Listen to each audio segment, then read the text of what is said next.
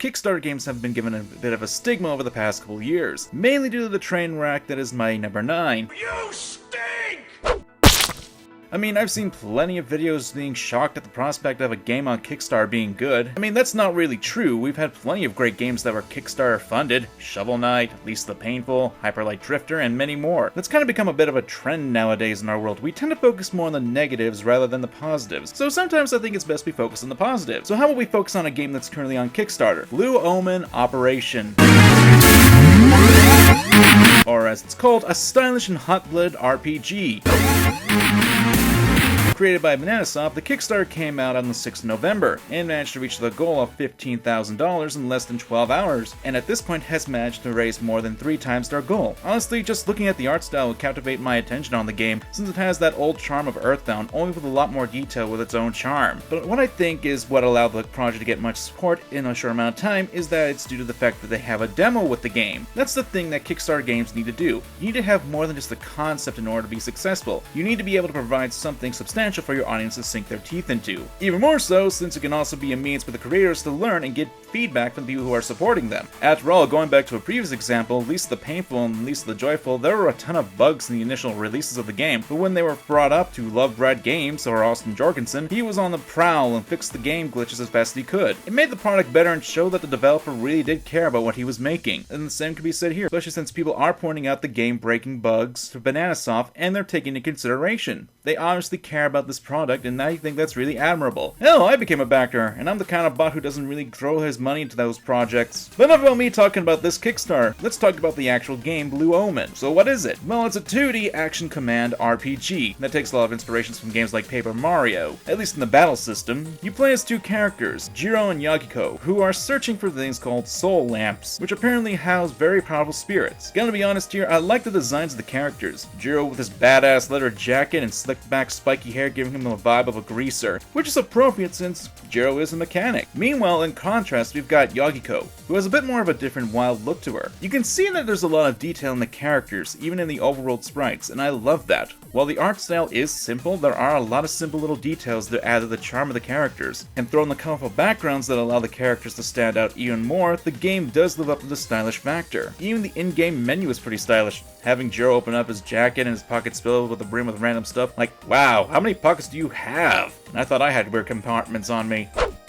But back to the characters, from what we get in the demo, the 2 are actually fun characters and they play off each other too, with Yagiko being a bit more of the younger and sarcastic of the 2, with Jiro being the more mature. Yagiko is a little quick to the insulting, but I can't really give too much of the characters since this is a demo, but from what we're shown, I really do like them. One part of the story that we have seen is that Jiro is a smart character, coming with a plan to get past 2 con man sprites based off the sun and moon. Yeah, just go along with it. And Jiro comes with a plan to give them a suitcase filled with cash, but instead is filled with rocks.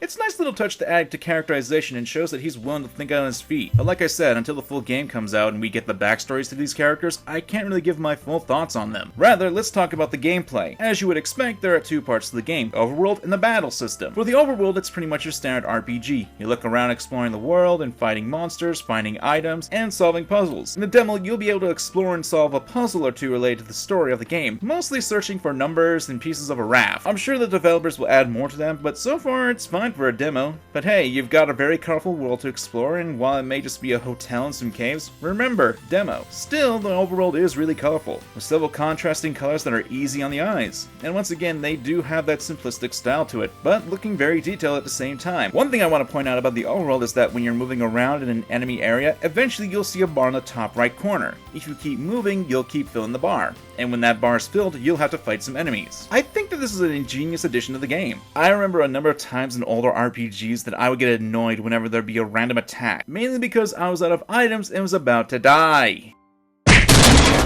So being able to control when you want to battle, yet still having that little bit of a random factor to it, does add a little bit more charm. And yes, you do have control of it. You stop moving, the bar will eventually stop moving itself and will actually start going down. This is actually a pretty good idea, as it gives the player more control over the game as to how they want to develop their characters, if they want to be more level grinding or if they just want to get through the game quickly. I mean, let's face it, you don't want to spend a whole time fighting enemies every 5 seconds. It will get eventually boring. And let's face it, you don't want to fight the same enemies again and again and again. That would get repetitive. So adding this mechanic to it does make the game a little bit better. Then again, if you do that, you'd be skipping out on the battle system, which is a perfect segue in talking about the battle system. And I love it. I'm going to be upfront about that, since it's a combination of turn-based and real-time combat. You see, it takes a page out of Paper Mario's book, and allows the player to have input in the attacks and dodging, and you need to do this. I mean, you don't have to dodge or use input commands for your attacks, but you get your ass handed to you if you don't. For dodging, your opponent's attacks have a telegraph to them, and by pushing the up and down on the controls, you can dodge attacks. There's a small flash of color on your characters that also alerts you to dodge as well. I will admit it took me a little bit of time to get used to doing it, but once you play for a while, it gets easier to do. What helps is that you can dodge multiple times whenever your enemy attacks, meaning if you screw up the timing, you've got another chance to get it right. As for the attacks, there are two kinds of attacks: